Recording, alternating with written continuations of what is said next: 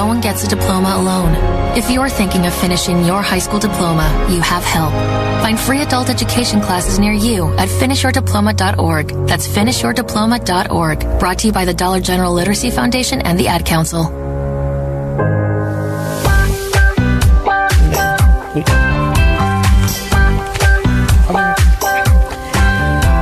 Welcome back to Lion Tales, powered by the Nassau Community College Foundation, on the voice of Nassau Community College, 90.3 WHPC. I'm your host, Charmian Smith, along with Aurora Workman, and our guest today is Janelle Clausen, an award-winning reporter and photographer. Welcome back, Janelle. Thank you. Thank you. After your time at Nassau Community College, you were at Stony Brook University and you were studying journalism and public policy. But we noticed that you stayed at Nassau Community College for an extra year. So what made you do that? No one wants to stay in school an extra year. Well, it was an extra semester, and I was figuring there was still stuff I wanted to finish up, and there were still things I wanted to explore, and I figured, why not? Nassau is affordable. Nassau is a place where you can just explore without really too much worry, at least on my end, especially since I had the help of my parents, and it's not like I was going to Cornell and exploring. So that made you stay a little bit. It was really a nice experience. A lot of people, though, have stayed a little. You know, my girlfriend, who's a judge, has asked me to tell her daughter that this is not an 8-year school. She's constantly telling me about why isn't this child moved on yet. But I think a lot of people really make their connections to the college. Yeah, to the college, and they really don't want to. The failure to launch happens here, and it's a good thing because they take on so many credits and so many different principles, just learning different things, and it takes you a little bit of time to get your footing. Yes, that's what happens. So, Janelle, on behalf of the Nassau Community College Alumni Association, we'd like to congratulate you on winning the Matthew Crossan Memorial Scholarship for demonstrated interest in journalism and public affairs. That's quite a mouthful. Yes, it is. How did this lead to your experience at Newsday and News 12 Long Island? Yeah, so this scholarship was, in addition to being paired with a stipend, was also connected with a rotating internship at Newsday, Newsday.com, News 12, but I just always say shorthand Newsday, News 12.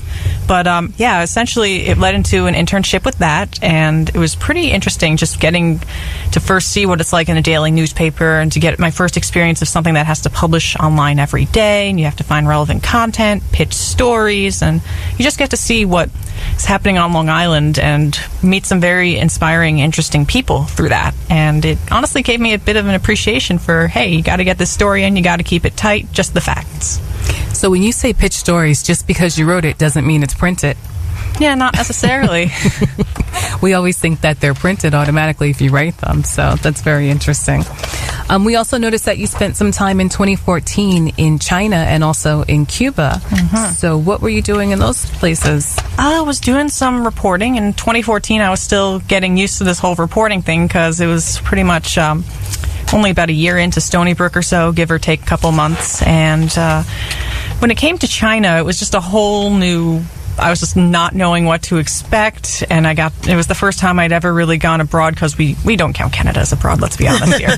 So that was a very, very eye-opening kind of thing because like a lot of the time you see a certain country presented a certain way by news media outlets or just in general, and we were able to see a bit beyond the stereotype, see what's going on in the country, we actually had a chance to question some Chinese officials once upon a time with the help of translators, obviously, and yeah, I got to write about how recycling is becoming a big thing in China and how a lot of people have actually been rising out of poverty, and how it's technically, I mean, you have the Communist Party in power, but you also have this sort of state-sponsored capitalism going on, because that was what they had to do pretty much to bring people out of poverty. And at the same time, they also have their own immigration issues, whereas we might have illegal immigration as a topic. They have migration across provinces, because you're supposed to be tied, I believe, to a certain province. And yeah, so that was a very interesting experience, just seeing the massive wealth contrasted, though, with some of the poverty that's still there, and you're just thinking, wow. So that was China, and when it came to Cuba, that was a shorter time frame that we had there. We were there for about a week, and got to learn. It was basically a crash course in, hey, what is this neighbor to our south like? So those were study abroad opportunities through Stony Brook University? Yes. What would you say to our Nassau Community College students? We have a real challenge here getting our students to study abroad. Mm-hmm. Somehow they're stuck on Long Island. And so we're trying to get them to go abroad. Any advice to them? Or even advice to us on how to get our students? I mean, it's tricky because I know that studying abroad is a pretty expensive thing. And I know I had a friend that had actually taken on a bit of extra debt to actually go abroad. So I can't really say I have much advice because I was just honestly blessed by my circumstances. Thank you, Mom. Thank you, Dad, for putting up with my expensive adventures. And I mean, I would just recommend, though, to at least try to look for the scholarships, put in that extra few hours just to try that because, I mean, if $1,000 helps, $500 helps, $5,000 helps. So, honestly, you'd be surprised how few people actually apply for scholarships in general. So, I mean, Matthew T. Crossan, there weren't that many applicants actually across the entire J school, journalism school. Mm-hmm. Call it J school? Yeah. I watch TV. I've seen that.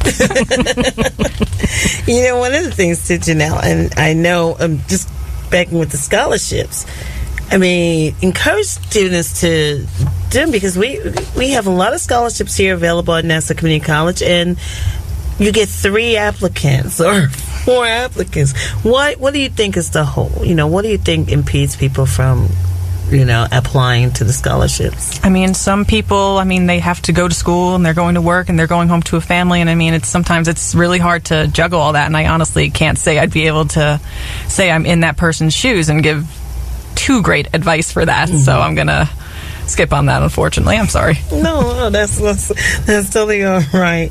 You're listening to Lion Tales on the voice of Nassau Community College, 90.3 WHPC. My name is Aurora Workman, along with Charmian Smith, and our guest today is Janelle Clausen, reporter for the town of North Hempstead Government Happenings. And Glenn was a Great Neck and some others. Tell us.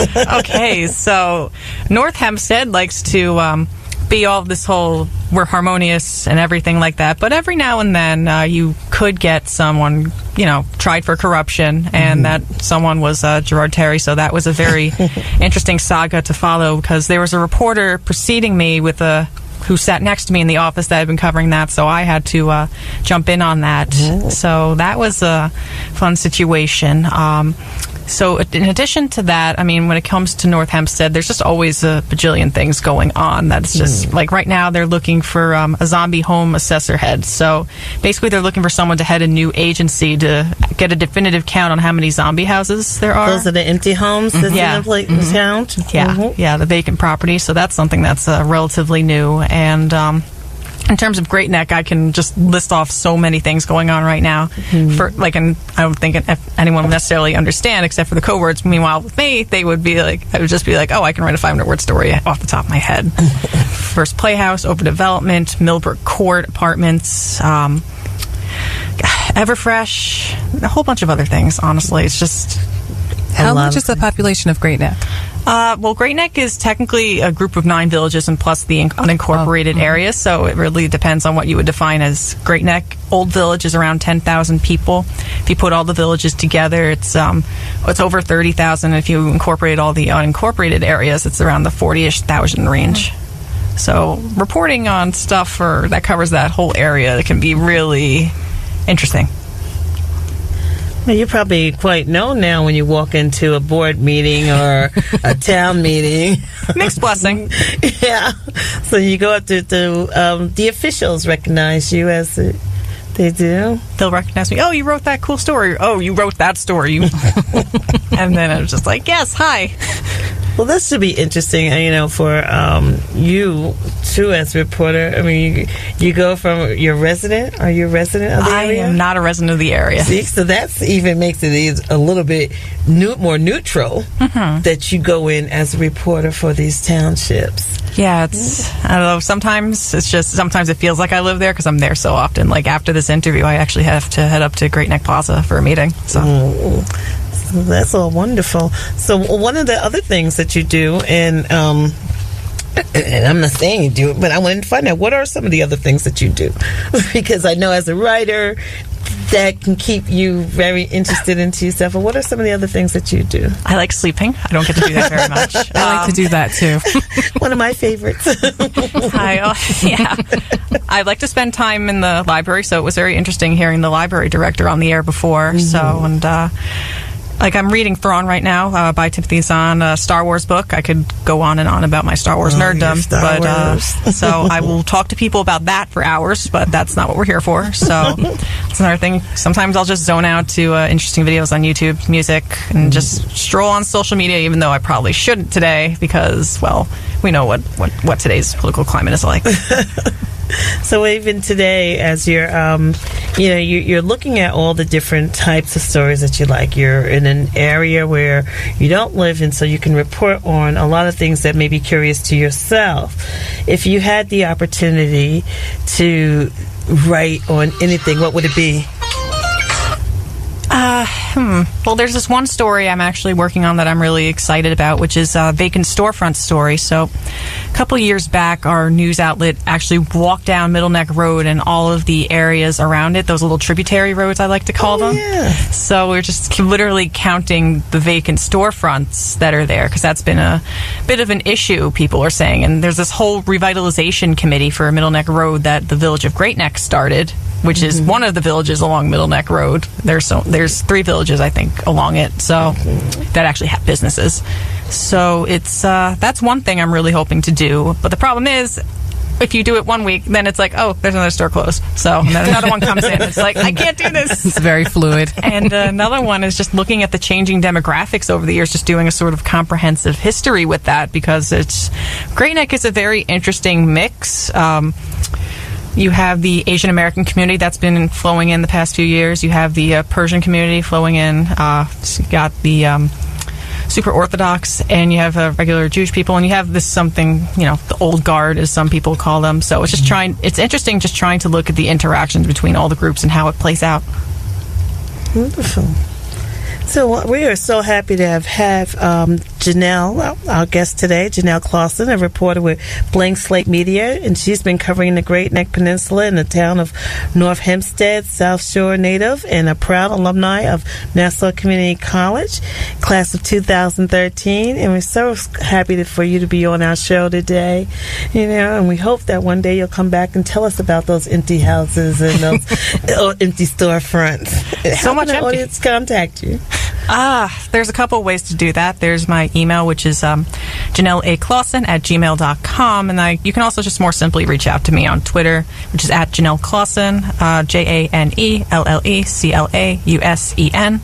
And if you were to check out the website, theislandnow.com, I'm pretty sure my office number is on there, so if you want to say hi, you can. So I enjoy that. Thank you. We want to thank you for being with us. My name is Charmian Smith, along with my fabulous friend Aurora Workman, president of the Nassau Community College Alumni Association. The creative director of Lion Tales is Rudy J. Breedy. This show is a production of the Nassau Community College Alumni Association. Visit nassaucommunitycollege.edu/WHPC for more information. Available as a podcast on iTunes, Android, podcast, and speaker. Lion Tales is powered by the Nassau Community College Foundation on the voice of Nassau Community College 90.3 WHPC. And we'll talk to you next week.